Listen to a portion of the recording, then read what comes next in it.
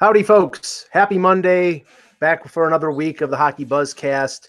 A lot of stuff happened over the weekend. Some news on suspensions, some other things we'll talk over the next hour. Russ, I have a couple pre-show things, but if you have anything, go ahead and start. I do. So Blake Snell, who really good pitcher for the Tampa Bay Rays, won the Cy Young this past season, and for his trouble, he got a $15,500 raise for winning the Cy Young. Now, he gave the right comments. He said, "Hey, it's part of collective bargaining," and "Hey, it's a business," and Allie thinks so too, and all of that.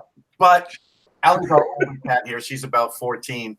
But at the end of the day, if you as an organization don't do something for that guy and you just give him $15,500 and watch him quote and say, "I'm disappointed, but I get it," good luck in 4 years when you actually want to keep him as a player. Yeah, I told Russ when I heard that, I said, if I was him, I'd pitch this year, and if I pitched a good year, I would basically tell Tampa management, I'm not going to make a big stink out of this, but I will never pitch another inning for you again unless you renegotiate my contract. And if you don't want to do that because I have no leverage, then trade me right bleeping now. You know, you're a cheap ass organization. You've been that way. That's the only way you've survived. And, you know, I have to say, you know, they had 90 wins last year with a shoestring budget. So if they want to do that, they're successful at it. But if I'm a pitcher and I like Snell, who won a Cy Young with them, I'm like, give me some money. I deserve it. So anyway, okay, talk about the injustices of the U.S. justice system. And this is I bring this up because it's a former baseball player, a former athlete. Esteban Loaiza, who pitched for a number of teams, including the Blue Jays and the Yankees. He was busted, and this was recently. I think it was maybe a couple years ago, and I had lost track of the story, but he got busted for having not a gram, not a couple grams. How about 44 pounds of cocaine in his, I think it was in his car. But if you're going to do it, you're going to do it right? Yeah, it's like, you know, like if I'm going to go Nate Newton. I'm going to have 200 kilos of hash. Well, Peter's doesn't have an espresso cup there. He's got the giant cup. Like I get it. Right. The big gulp. This is the big gulp of cocaine. So anyway, 44 pounds of cocaine. And you would think that he's going to go to jail for like 250 years or something ridiculous like that. There you go. Super big gulp. You would think he's going to go to jail forever. I don't know if it was a plea bargain. It had to be a plea bargain. He was found guilty and was sentenced to 3 years in jail. If this was some jamoke on the street that was caught with 44 pounds of cocaine, that guy would be gone for 50 years. Oh yeah.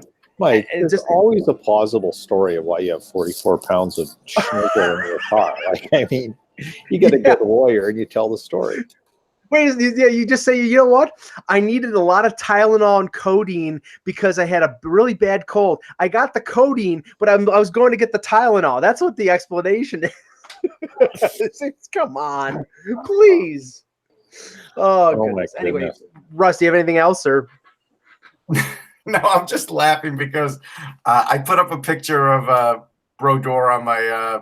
It came up as like a time hop thing. King 5 Richard years ago. And he's got this like kind of a businessy kind of face, and people putting comments. It was making me laugh. No, I'm ready to start the show. I'm good. Okay, just one other thing.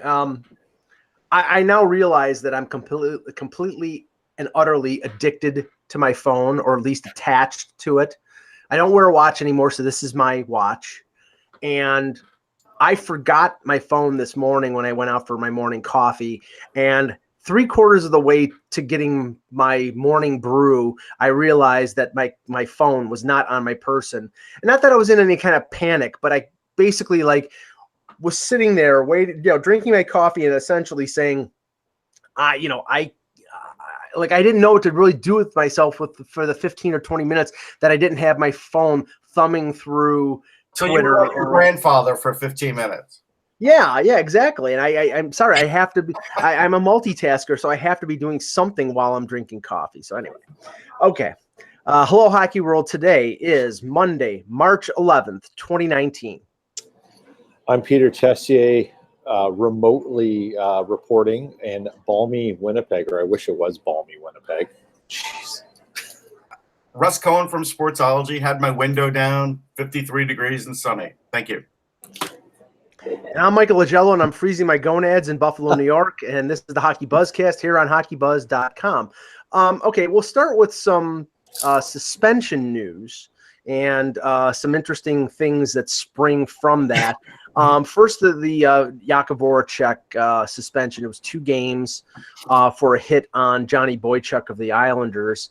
Now, I saw the replay, Russ, and I thought it was, I thought it was justified. I mean, there's some debate about that, and apparently the Flyers are disputing and appealing the suspension, probably because they think that their faint playoff hopes, which are faint, folks, faint, are lessened by the loss of one of their better forwards. But what did you think of the suspension? Well, I mean, I saw things like, well, he backed into him.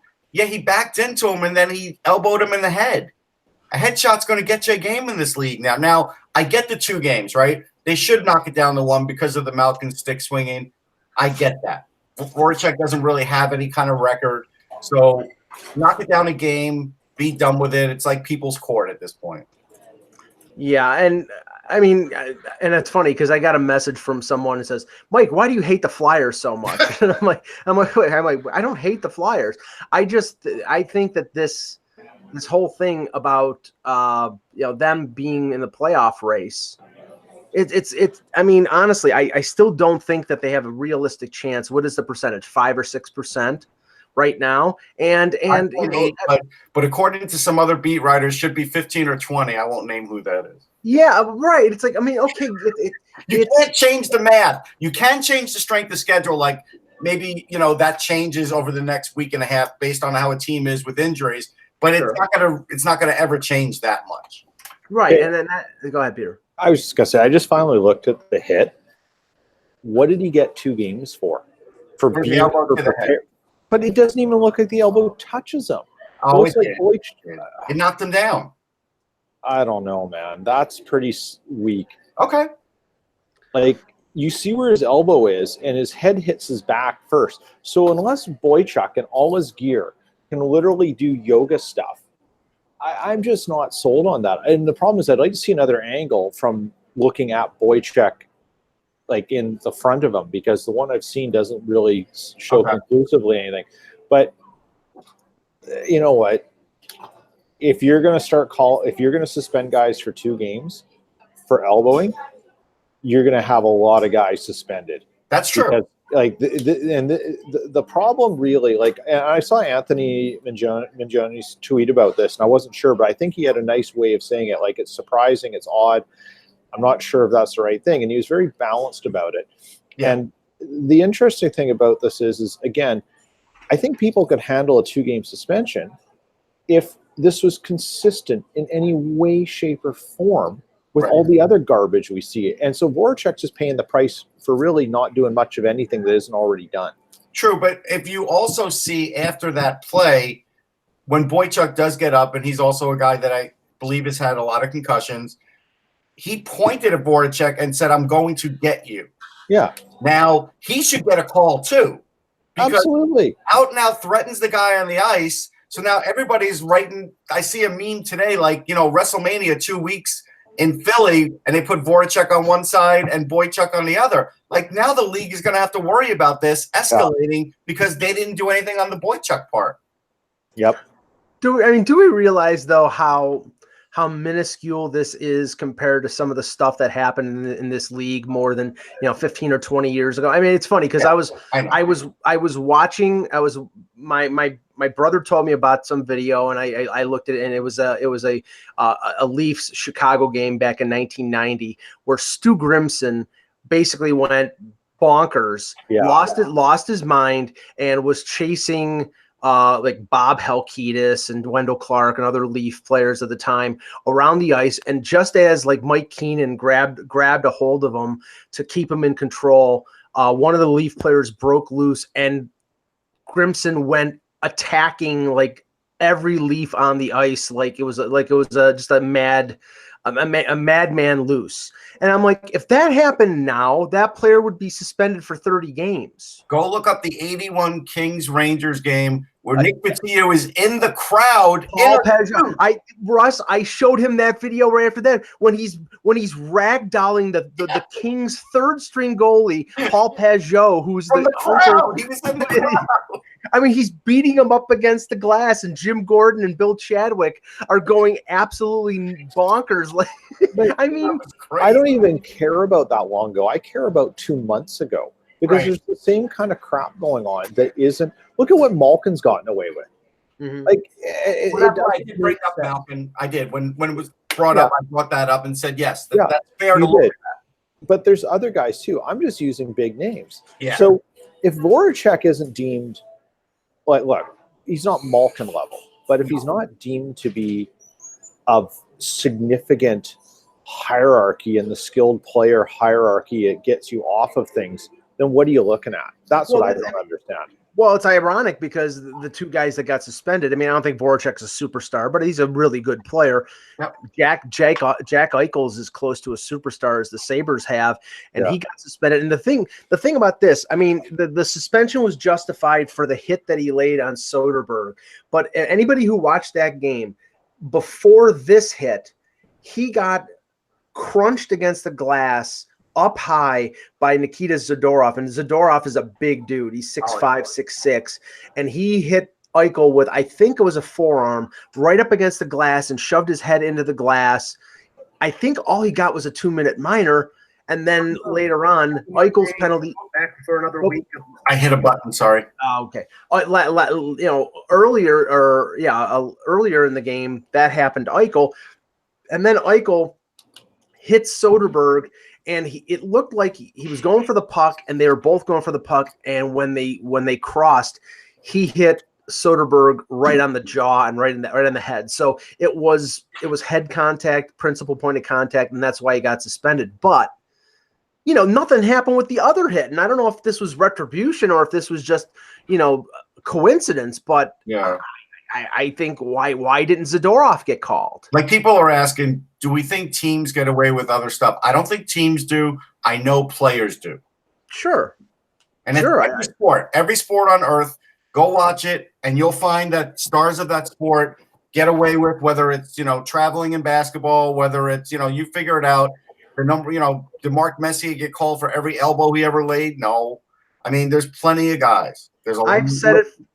I've said it forever, Peter. Alex Ovechkin, and I don't remember if he's ever been suspended. He should have been suspended at least 4 or 5 times in his career for the crap that he's done. I think he has been suspended once. Maybe once. Yeah, once. But just because I think there's a recent comparison here, which hit was worse, McDavid's or Voracek's?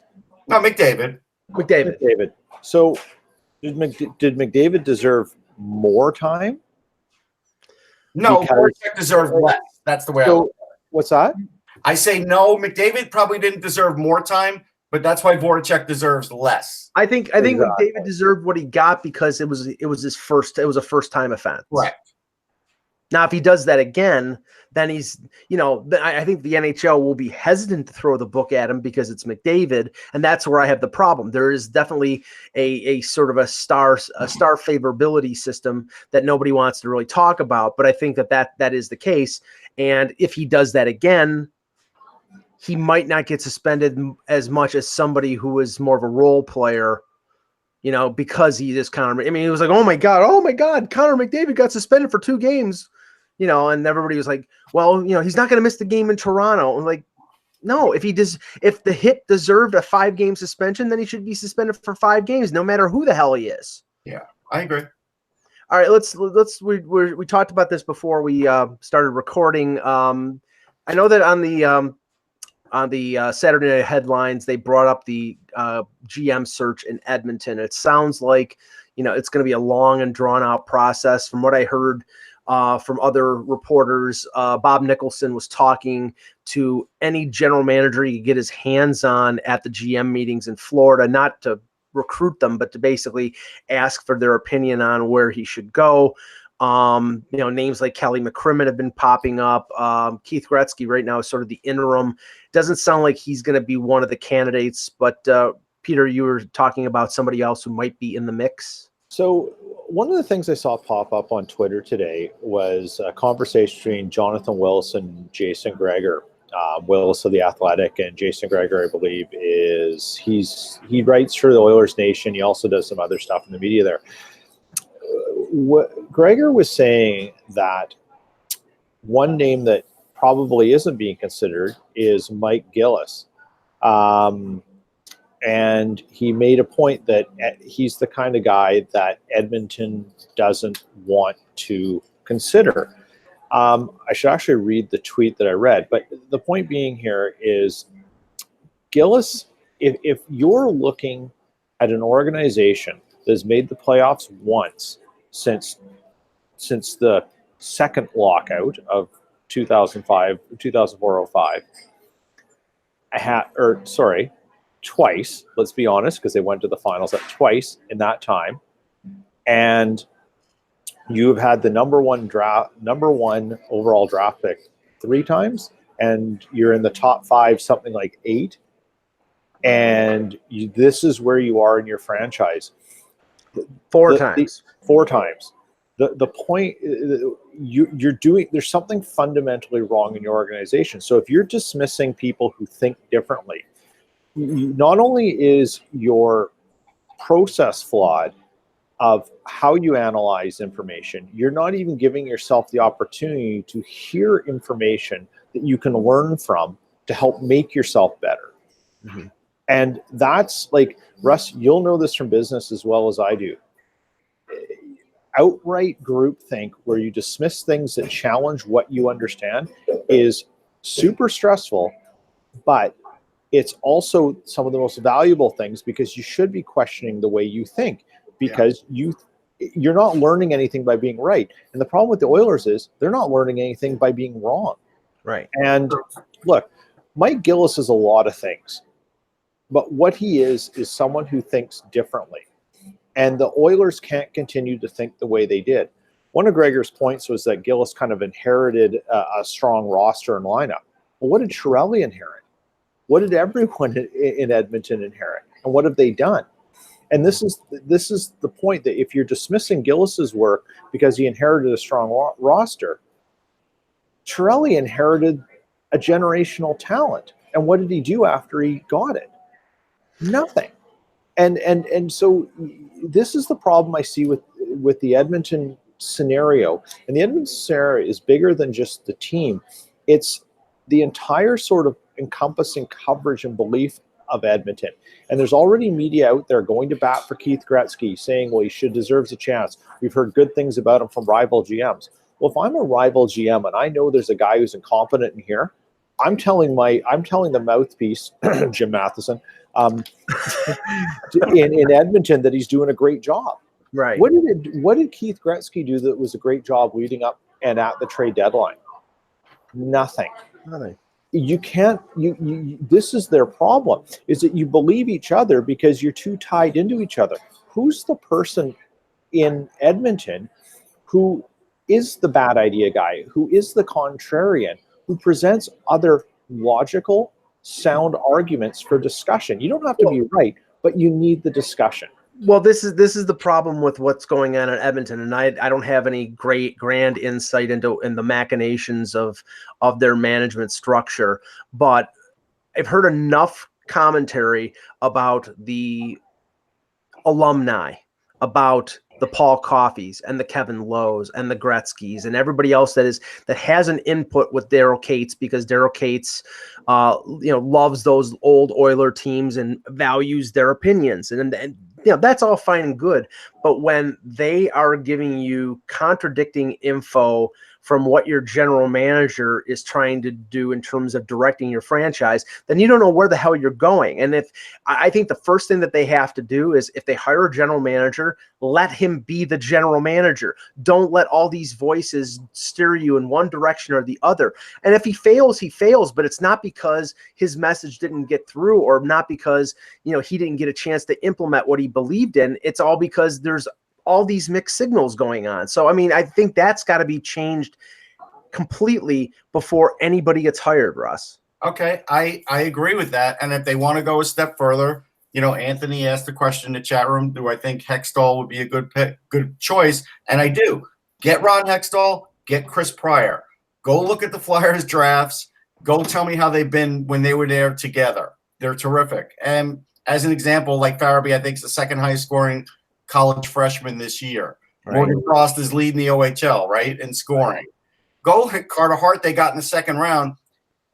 I didn't even think Carter Hart would be available when the Flyers drafted, but he was, and they nailed him. Go look at those picks. That's what the Oilers need. And they need someone who is unwavering, and they need him to let him complete that mission. Because if you look at their drafts, yes, they've hit on their first round picks. Not just, I mean, they missed on Yakupov, but I think that was more developmental than anything. But Nugent Hopkins, McDavid, Taylor Hall, their first picks, they hit on. Other first-round picks, Darnell Nurse, Clefbaum, they hit on. We would think that maybe Yamamoto will. We don't know about Puljujärvi because of his injury problems. But then look after that. Look at their second through seventh rounds. They have absolutely friggin' nothing.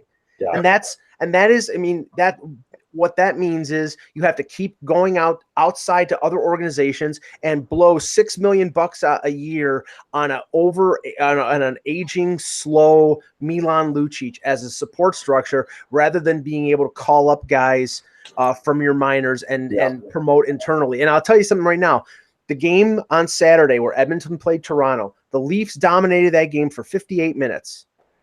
The Oilers scored 2 goals in the last minute and 40 seconds and had a chance to tie it. And who did Connor McDavid have to pass it to for the game-tying goal? And he got stopped. Zach Kassian. If it was anybody with any kind of skill, that game would have been tied. You mean like Taylor Hall? And that is a great point. I always go back to, like, on the power play and otherwise, how many points would McDavid have if when he passes the puck, it didn't go to die? Yeah. And this is the Oilers. Like, I mean, I think what people are forgetting is that there's no easy fix for the Oilers. No. And there was no easy fix for the Flyers after some of Holmgren's moves and contracts. And It took someone like Ron to be incredibly patient, incredibly detailed, and work a lot of different problems at the same time. Edmonton has the exact scenario. And you have to have someone who can give your owner a reason to say, just like Ron did about Brizgalov, and get them out of those things. And you're going to have to do it with Lucic, and you're going to have to. But the problem is, it's not just, hey, we got to buy him out here, and just keep calling him up every day to Daryl Cates and say, we've got to buy him out. You got to present a whole argument of how that solves your problem, what you're going to do, and how this sunk cost will be returned later on.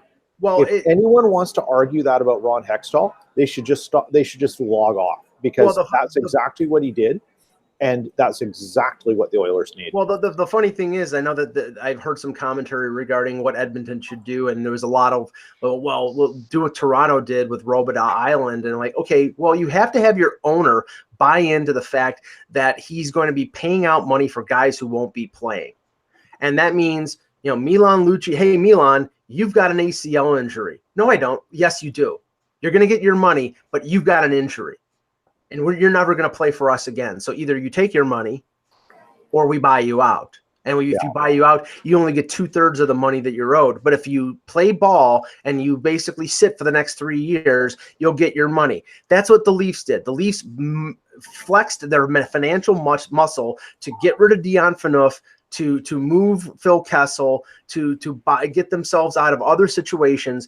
Edmonton will have to do that. And if they pussyfoot around and they don't do that over the next couple of years, all they're doing is perpetuating the mediocrity and the cluster F that has been the Oilers for a number of years. Yeah. Okay. Absolutely. So yeah. Now, okay, let's talk about one of the games last night. The Boston Bruins, my God, they finally lost in regulation. Who beat them? Let's see. It's a team from Western Pennsylvania that somebody on this panel said was going to make the playoffs. I don't remember. They are a lock.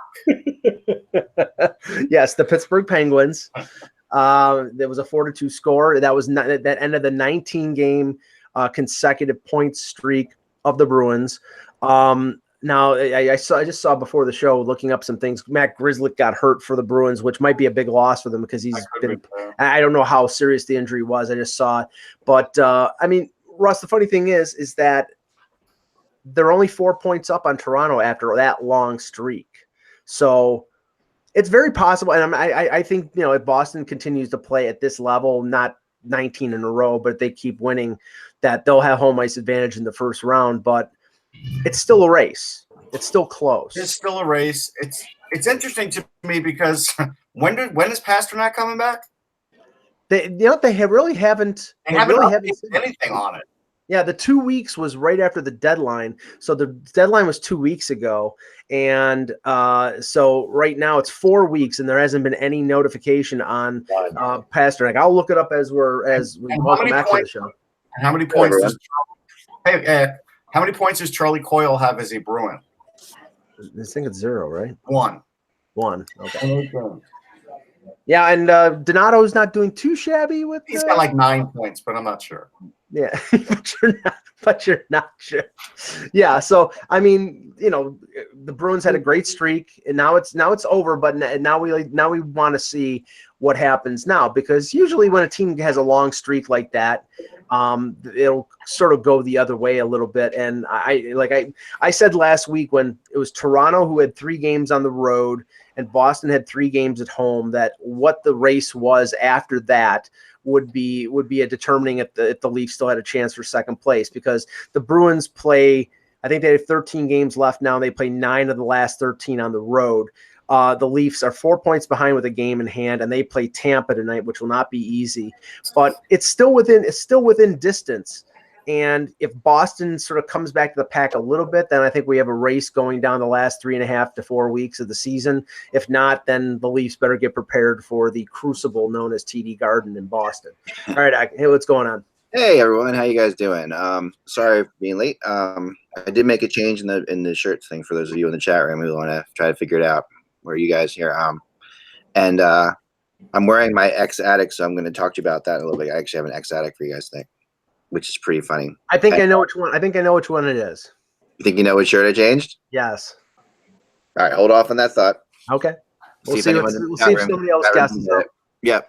It should be pretty easy. I don't think I've had this shirt up there before. I'll type it in the chat just so I can lock in my selection here. Not the Blazers jersey, like someone guessed. But anyway, so let me just talk about my X thing real quick, because so this is this shirt. Like, I'm a big fan of third jerseys, and I kind of like this one. I'm gonna back up a little bit so you can see it better. All right. Okay, so here we go. So this is my oh God, this is the Islanders. This is a Tavares jersey. Okay, so, we didn't know, we couldn't tell. All right, but this is that third jersey they had last year. Pretty cool. I like this jersey. I don't know. I thought it was kind of cool. The NY could be a little bigger. The NY could be a little bigger. White, like, makes it look like you're wearing a dress shirt type thing up there. Now, isn't that the one, Russ, that they wore at Yankee Stadium? Yeah. The NY got to be like 50% smaller. It's just crazy. Yeah. Yeah. I like this jersey. When it came out, I saw it. I looked for it. I thought, I'm like, this is kind of cool. I have this, but I want to throw this out there. This is the first time in my entire life that I've worn an Islanders. Helen Keller could tell that he's wearing an NY.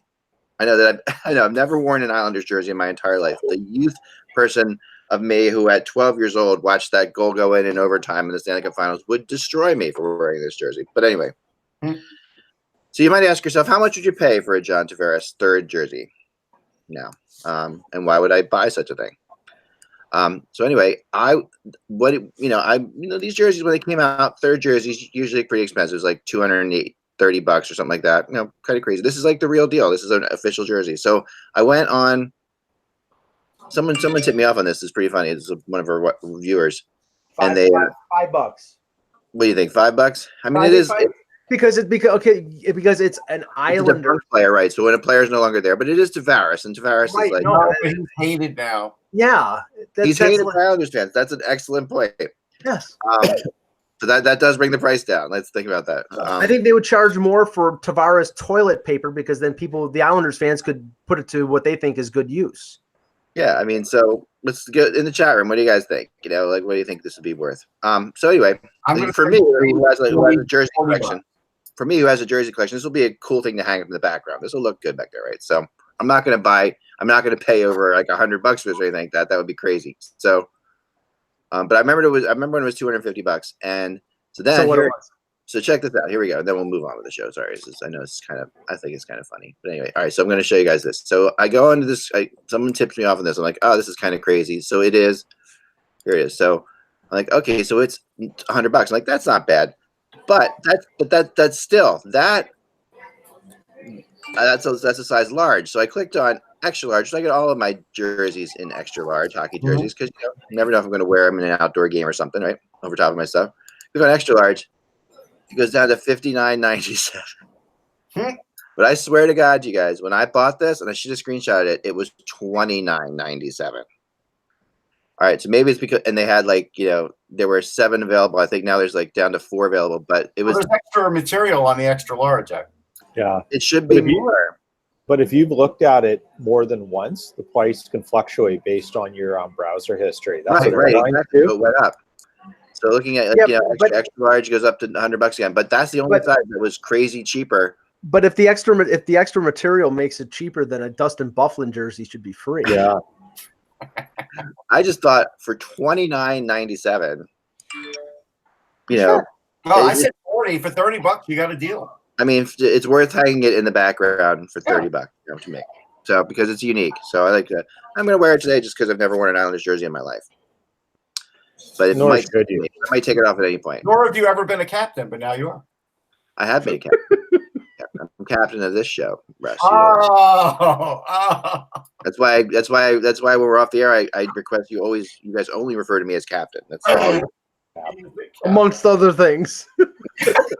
My face, captain. Your face. Absolutely. Captain EO. Right.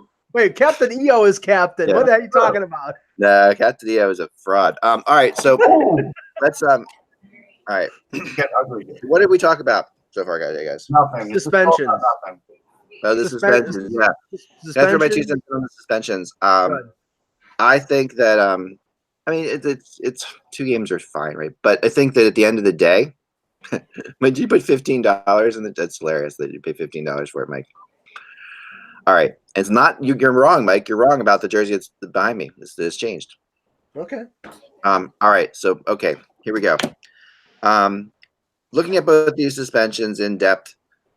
The first one, Eichel, it's a race for the puck. Eichel's doing the whole thing you're taught to do as a hockey player, get position. He's trying to get position. Soderberg has a really low skating, he's skating stride. He's trying to keep up with Eichel, he's got legs that are 20 times longer than his, right? And he's trying to keep up with him and he's skating. And I think it's a dirty play because Eichel hits his shoulder into his head. But at the same time, I don't think it was mean. I don't think the intentions were horrible. And I think that he was really just trying to get position. They were moving so fast, and Soderberg was where he was. I thought 2 games was fine, but I would have been okay with 1. I always say with these decisions, Jack, and again, everybody always says, that the NHL is wrong, the department stinks. Go tell George Paros in person. I want to sit there and watch you tell that to George Paros in person. Yeah. For one thing. But the other thing is, just kidding. But the other thing is, you can never tell intent. And whether Eichel's not gonna try to hurt someone. No. But I'm just saying, guys do lose their cool. But this is why I think you always, and they don't do this. I will preface it by saying they don't do this.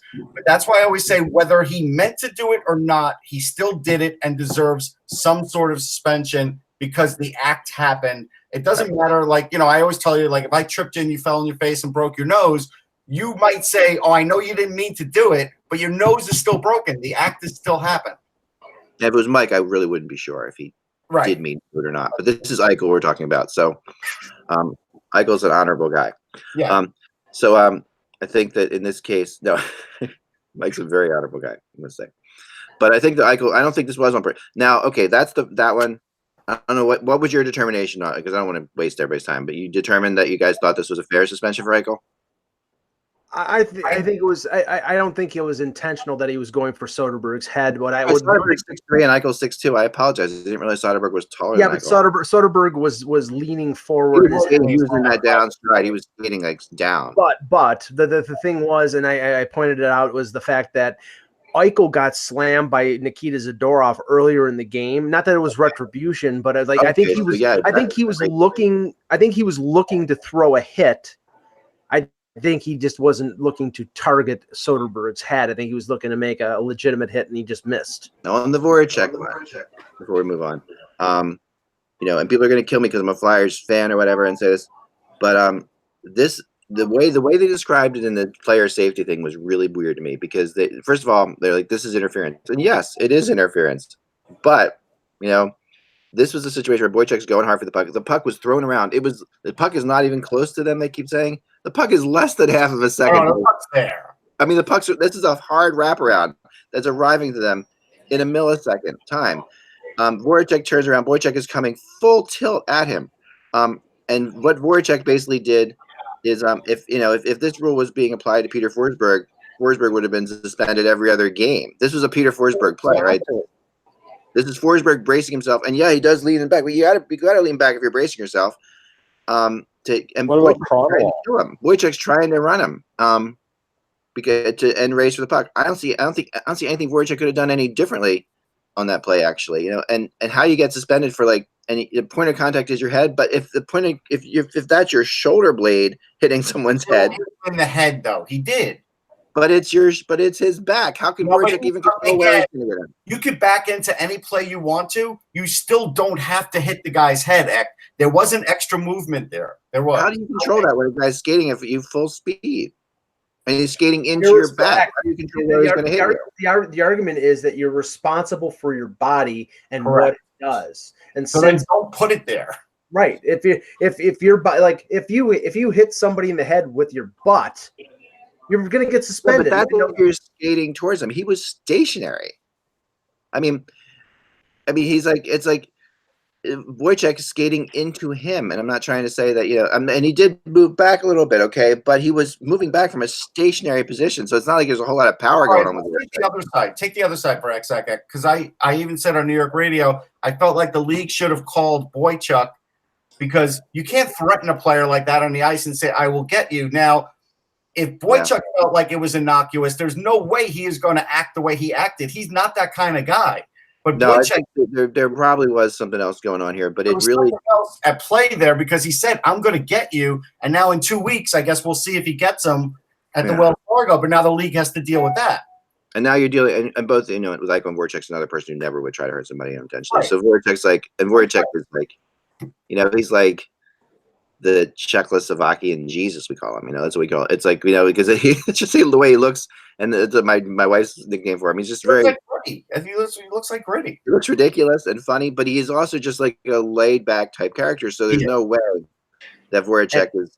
And he only has 21 PIMs on the season. He doesn't have a lot of PIMs. In his career. I mean, one of the drawbacks is he doesn't play physical. He should play physical. He's a strong guy. Yeah. No. I don't know. Those two. I mean, those are my opinions. We can move on, but. Yeah, no, okay, I want to look at the playoff races in the East. Yeah, that's what I want to get into. And I'll ask this as an open question. Are the Florida Panthers in the race for a playoff spot? Yes. They have 72 points and 69 games, so they have 13 games remaining, and they're in it. They're in it, however. No, they're not. See, this is what I mean. They are not in the race. They are not in the race. Well, I was using that as an example to say. Call them up and they'll just forfeit the rest of the way. Okay? No, but Jesus, But I was using that as an example to say that the Philadelphia Flyers, who played one less game and are 2 points ahead of them, are also not in this race. No. Damn it! All right, let me ask you this. Hold on. Let me ask you this. Lately, on radio and other outlets in Philly, they are saying, well, the Flyers are just 5 points out of the playoffs behind Columbus. What happened to Montreal? They have to still be better than Montreal, too. Like, this is the selective thinking now that we are going up against, and you're not helping. But we're not going up against anything. I saw one of the guys who does this thing, that we talk about the 5% chance and all that stuff. And I saw them interviewed. Saw one of them interviewed. And they said that's because, when a person is this many points out with this many teams ahead of him at this point in the season, it's a 5% chance. All right. So I went through that, and I'm like thinking to myself, this is crazy because he's not at all looking at who these teams are playing. Like you're not at all looking at what's schedule is being looked at, and the one I look at, but not well because and also not well in terms of the fact that it does change.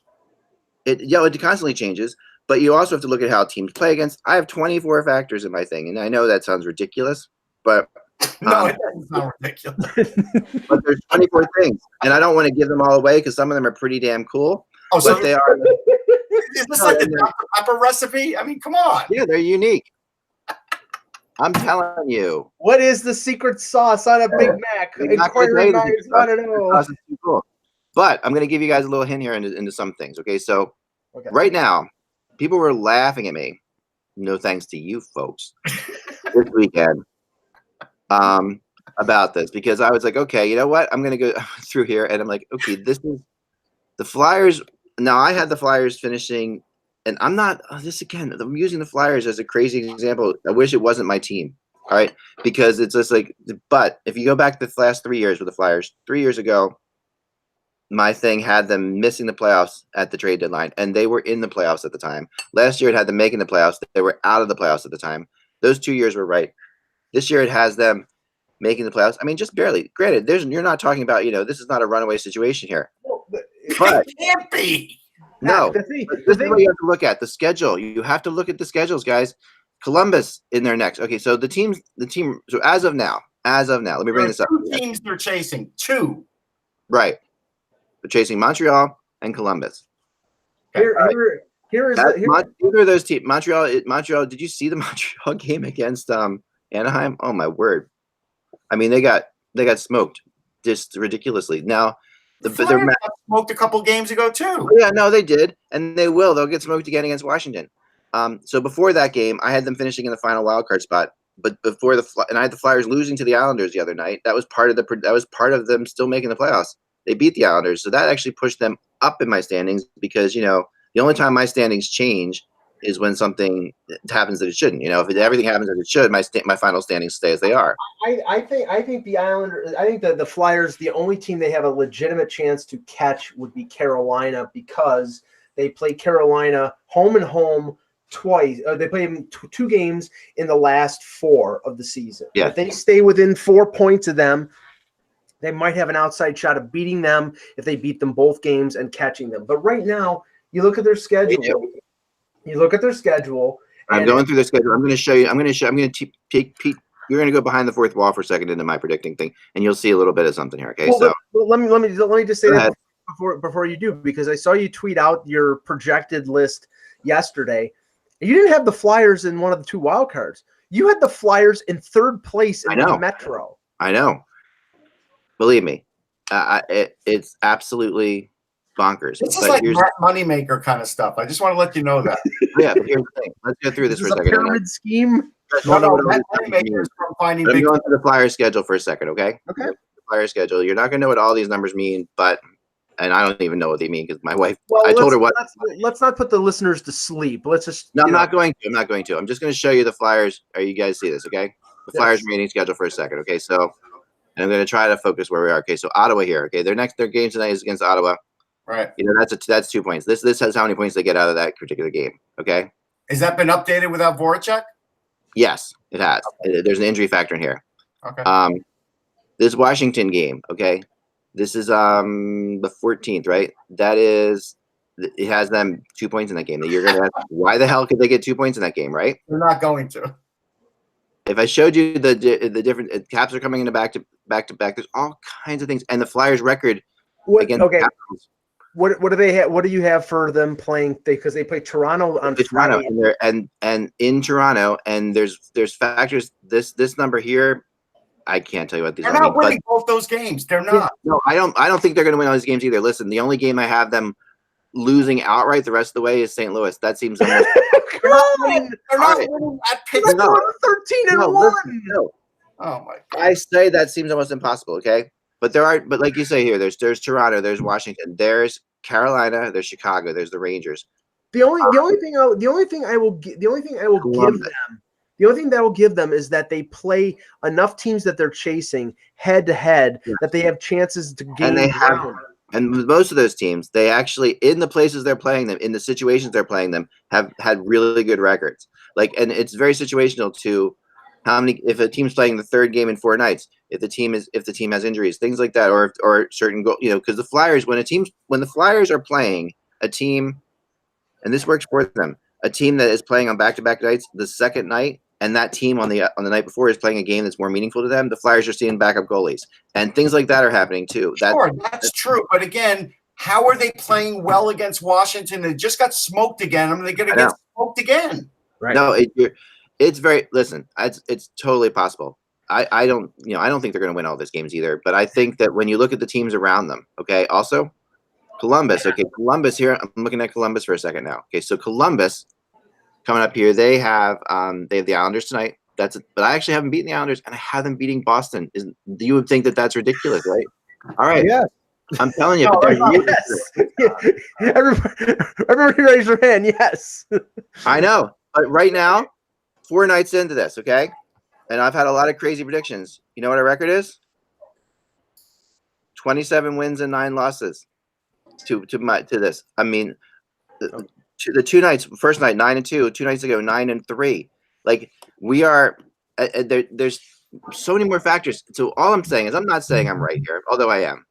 But what I'm really saying here is that this whole thing of 5 percentage points out and stuff like that, there's more to it than they're giving credit to. It's a 5%. I've spent like years and years trying to figure this out. Now, I'm not saying I'm always right, but last year I did take screenshots this year and last year of my final playoff spots versus I think it was I forget the one that I was using last year. Sports Club Stats. Yeah, Sports Club Stats. Thank you.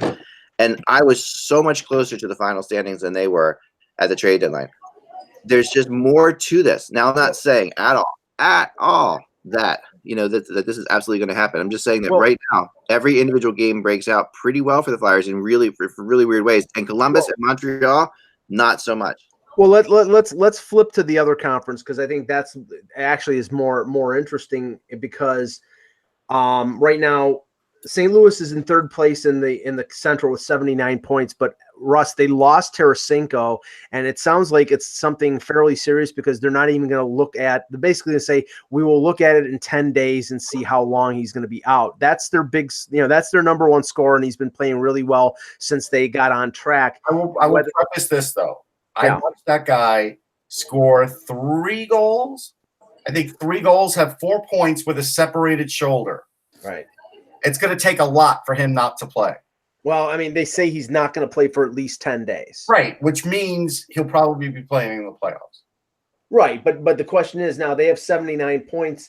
The 2 wildcard teams are in their division, Dallas 75, Minnesota 74, whether they can continue at the pace that they're continuing at right now without Tarasenko. I mean, they're going to have to rely even more on Binnington and Allen and, some secondary scoring to be able to stay comfortably in 3rd place. But the interesting thing here is wild card, Dallas 75, Minnesota 74, Arizona 73, and Colorado 72. I mean, this is going to go down to the last game. Yeah, Really? but I think St. Louis will make it because their tandem is figured out. Binnington's taking the load. Allen now in relief is doing well. I mean, Binnington's 16-3. If you want to give 2 or 3 of those wins to Tarasenko, I'll give it to you.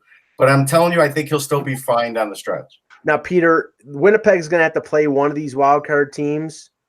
I know that if they could choose, the one they don't want to play is Minnesota.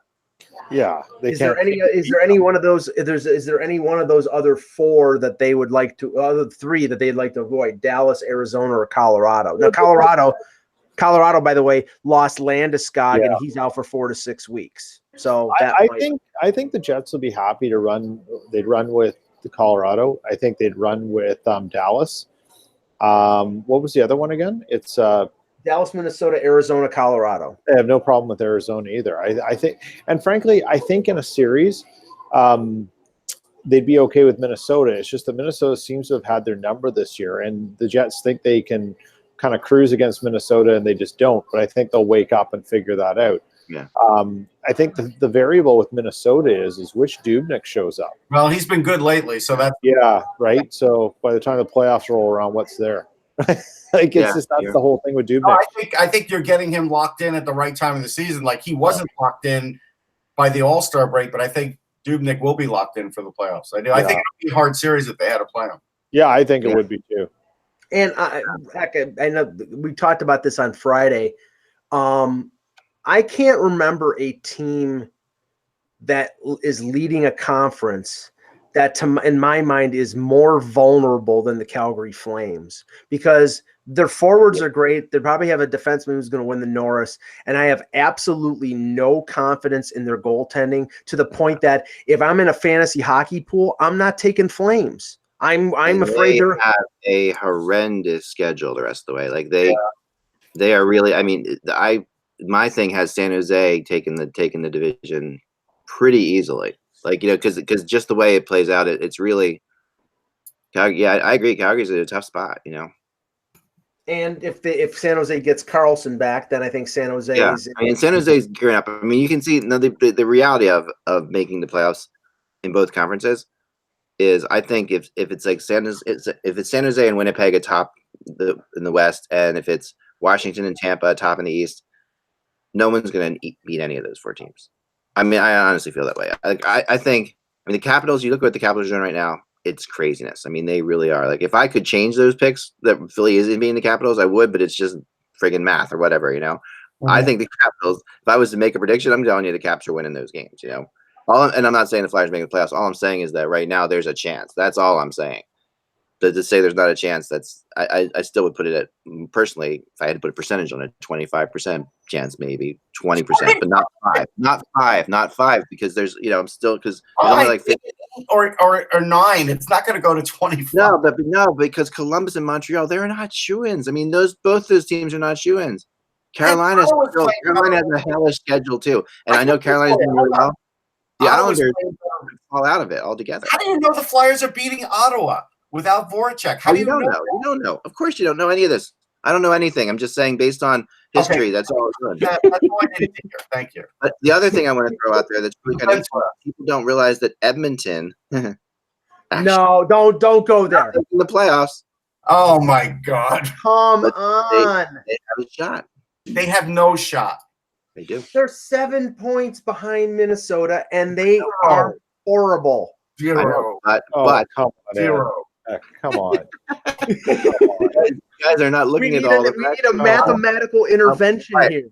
No, I'm saying, listen, and again, sugar dipped. Please understand the difference. Please understand the difference between me saying they're going to make the playoffs and them saying they're going to have a shot. Okay, because I am not saying that the Flyers or the Oilers are going to make the playoffs. Okay, at all. Eklund has OD'd on take a boost. No. I wish I had something now. I could use something. But no. But all I'm saying is that the fact there's this whole concept of that we have to be like in sports today these days that we have to say there's no chance in the world is ridiculous. Is Chicago still in the playoff race? Yes. Not really. No. Honestly, well, no. They have the same amount of points in the same amount of games. I know, but I have them finishing with 85 points and Edmonton finishing with 91. There's a difference there, so Edmonton's 91 points won't, but they'll get them close. Edmonton has 14 games left. Yep. And they're going to get 24 points. That means based on they're going 12-2 down the stretch. Doesn't mean that based on the history of these teams and the other things. It's not saying it's going to happen, but it's saying that game by game, it could. Well, anything can happen. Like that's, I know, but if you were to just take all of the numbers thrown together, game by game, they have a real legitimate shot. And the way their schedule's spaced out and the way their travel is, if you take that, I also travel factor. But if you take their points at 67, they have 14 games left. So maximum amount of points they can get is 28, and they need 21 points to get to 91. 24 points. They need to go 12 points. Sorry. 12 and 2. Hold on. Yes. No, I know. Theoretically, it can happen, but we're not. We're worried about probability. So what changes Edmonton into an 850 winning percentage now? Like, that's what you have to ask. Yeah, I know. What changes that? Because it's not who the opposition is. How does it? Has nothing to do with it. How does it happen? You can't change the opposition. Peter, this is how it happens. This is how it happens. They sabotage the planes of their 14 opponents. They all crash and they win by default. Yeah, it can't happen.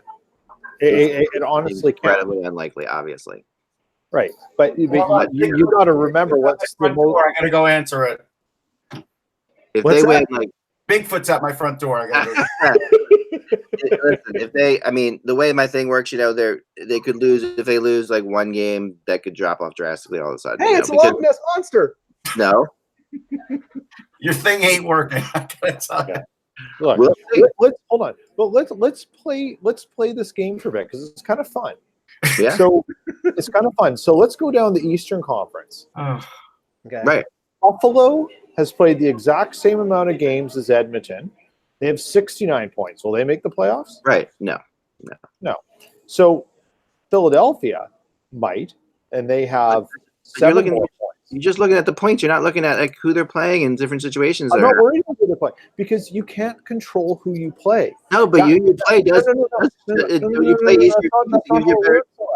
easier. You look at better chance of winning. There's no question about look that. at what the teams are playing on an individual basis. You have to then decide, can they be something they haven't been all season now with only Good, like good.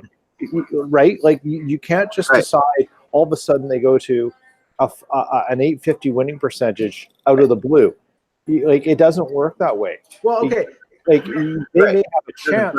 But Carolina did that, and it shouldn't have worked that way. But Carolina suddenly was winning with a 900 percentage. Mathematically, Flyers were winning at a 910 percentage. Mathematically, is it possible? Yes. Looking at the team that I saw play against Toronto on Saturday and saying that team's going to win 12 of 14, again, I have a better chance of dating Nicole Kidman than that happening. So forget it. It's over. It's done. Man, well, Nicole, we will see. We'll see who's right and who's wrong. I'm incredibly confident. We don't have to wait on this one. We don't even have to wait. Well, you know what? It'll be more to talk about for every 23 show. or whatever it is. 23 You know what, and 7. guys? I think what we should do tomorrow is we should all come in, all the teams on the outside of the wild card spots, and we should all do our ranking of where they finished. Yeah. Okay. 2 wild card teams, and then and everyone to the bottom of each conference. How will you do that, Peter? That's my question. Let's do a rank. See where we think everyone's going to finish tomorrow, and how put will it you all do it? down and see who's closest. Okay, How will we do it? Look at it and say, I think that's where they're going to finish, or will you go game by game? You can no where they're going to finish. You can however your methodology is up to you. Based on our expertise as hockey, based on our acumen as hockey experts. I'm not doing it. Maybe some teams are playing, great teams in the rest of the way. Some teams are playing terrible teams. I'm not doing it. Okay. Russ, it shouldn't take longer than 5 minutes. No, I'm not doing it. Why? Because you're afraid that I'm right. That's why. It's an exercise in futility. I'm gonna break out my. Well, that's interesting. I'm gonna break out my Karnak turban, and predict the wild card stand. Boom, bah. Yeah. I'm with you, Peter. What does the sheep make when it explodes? This is all that people care about right now is who makes the playoffs. I mean, this is what we have. I mean, this is not a futility exercise. This is what's important right now. I say to people every day who's going to make the playoffs and who isn't. I'm not going through it again. Every day I tell people. All right, but that's good. That's your job. You should do it every day. Flyers won't make the playoffs. Done. Edmonton won't make the playoffs. Done. Not that it's. I mean, listen. You're not going on a limb saying the Flyers let's just say this. I've been saying that the Flyers are done for 2 months. I know you have been. So I'm not about to change my course 3.5 weeks before the end of the regular season. They're done, and if they're not done, if they wouldn't make the playoffs, then the bigger fool am I. But you know what? I'm not wrong. They're not making the playoffs. They're only going to lose 5 games in January and February and the early part of March. You would be like, oh, that's ridiculous. I'm gonna make you privy to a conversation that Mike and I had earlier. Here's the thing about it. First half of the season, they were the worst team in the league. Second half of the season, they're the best team in the league. Correct. They won't make the playoffs as a result. You can't do that in this league. Right. That's what they're proving. You're listen. If everyone's going to bet, your side is way easier to take. It's way It's easier. not my side. It's what's happening. Yeah, You it's realize- reality. You That's the realize thing. It's the other day when Columbus won, it negated all the Flyers winning. Columbus wins 5 more games. The Flyers would have to win double that just to gain on them. Yeah, exactly. But I mean, Columbus is a train wreck, and the Columbus But they schedule won the other day. Boston for the next 3 games. They play Boston and Pittsburgh. They can't beat either of They those beat teams. Pittsburgh. They just beat Pittsburgh barely, yes, but they haven't beaten Boston They in like beat 3 years. Pittsburgh. They beat Pittsburgh 4-1. Yeah. I know, but they lost to Pittsburgh 2 nights before that, right? So, and then Boston they haven't beaten in years. They play. I mean, Columbus's schedule is horrible. They play Nashville, and then Nashville's going to be battling for something. I mean, Columbus is playing the Islanders tonight, and the Islanders look like garbage the last couple of games. yeah, but the Islanders are. This is like a huge game for the Islanders. I mean, this Right, is and a you got terrible time to Thomas meet the Price Islanders. in, so you probably figure it's a lock, but it's not. No, I think Columbus is going to win tonight. I do, but I still don't think they're going to make it. And I think Columbus is going to make the playoffs. I mean, I think Montreal isn't going to miss the playoffs. Okay, that's who I think. Okay, but they're already out. Yeah, I think Montreal and Montreal. See, the other two Well, teams. you're I saying think. Are you think Carolina's going to fall out, and the Flyers will get in last day of the season again. That's really what you think. No, I think the Islanders actually could fall out. If honestly, We'll continue this Islanders debate. are going to fall out. they could. We'll continue this debate tomorrow, but Wojciech's loss is a huge loss for them.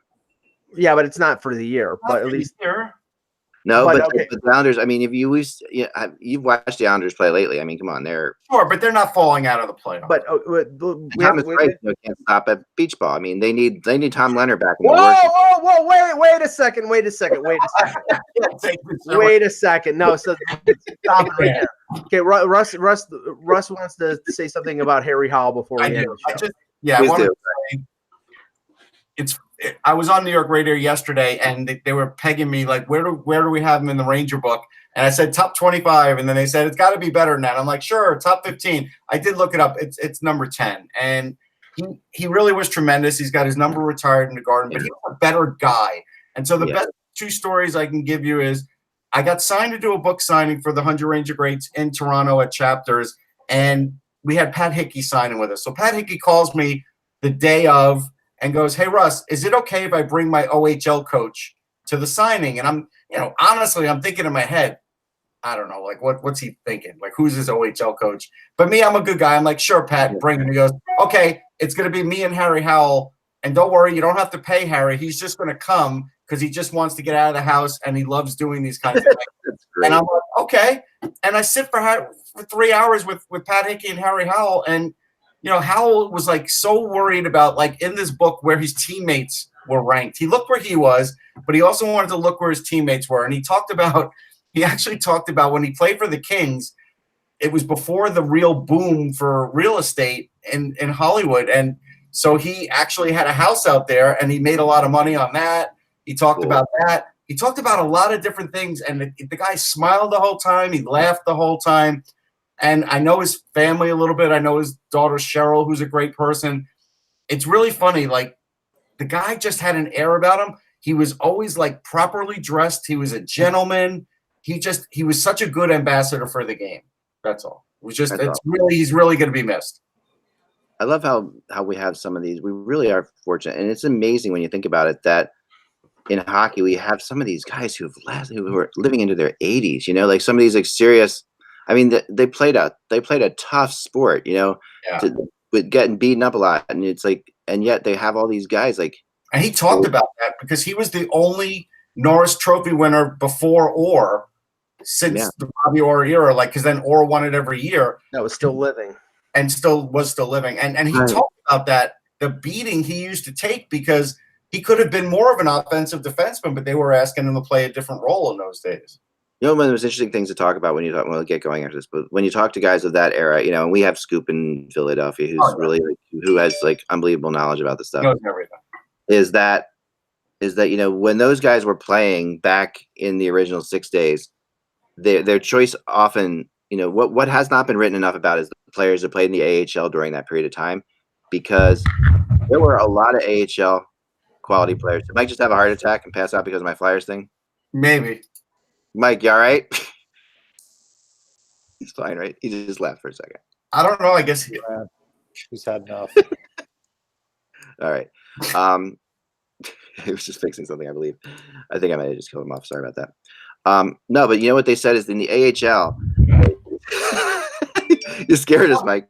What? I just had to go answer the door. No, it's funny because I saw you kind of like the way you went off was like this, and I'm like, did he? No, I just turned. I just turned. You passed out because of my Flyers thing. It just got you too much. The Robin Leonard thing was too much for you, and everything just that was it.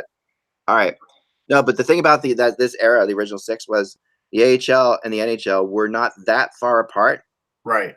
and the money was not that different. Actually, some players made more in the AHL. Johnny Yeah, Bauer. the Hershey Bears back then could have played against the Blackhawks and Rangers, and people who had a family and were raising their family in Hershey, who, even if an NHL team came calling, they would often be like, no, it's not worth it to go for another couple $1,000s a year, like literally maybe $2,500 more a year to go play in New York when I'm living in Hershey, loving my life, and you know, Hershey's a cheap place to live.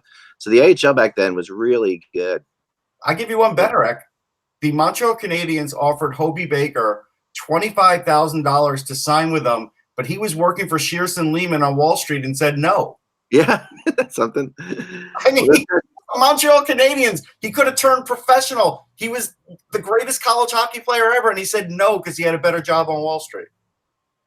The money wasn't good back then, and the reality is they all had second jobs. Like, you know, the NHL and the AHL guys. I mean, even some of the stars. You know, it was until like the 60s, I think, from what I understand. Like even in the early 60s, but late 50s, where people were still holding on jobs in the off season to make ends meet. You know, they couldn't take the off season. Baseball cards used to be funny. It'd be like, you know, if it was Tom Seaver, it would be like, well, Tom sells insurance in the off season. You know, like it says it on the cards. Yeah, and then that's Tom freaking Seaver. You know, like he wasn't one of them. He did make a lot of money, but there are plenty of guys that it does. Players.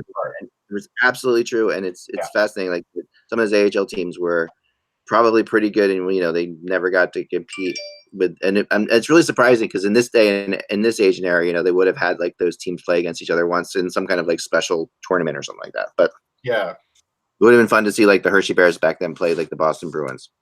Because it would have been interesting. I mean, the Hershey Bears are a 100-year-old franchise, right? It's something ridiculous like that. Franchise. They're crazy. They were Philadelphia. The Blazers are back. You know, I have the jersey back there. I mean, some of these old teams were crazy. Were crazy popular.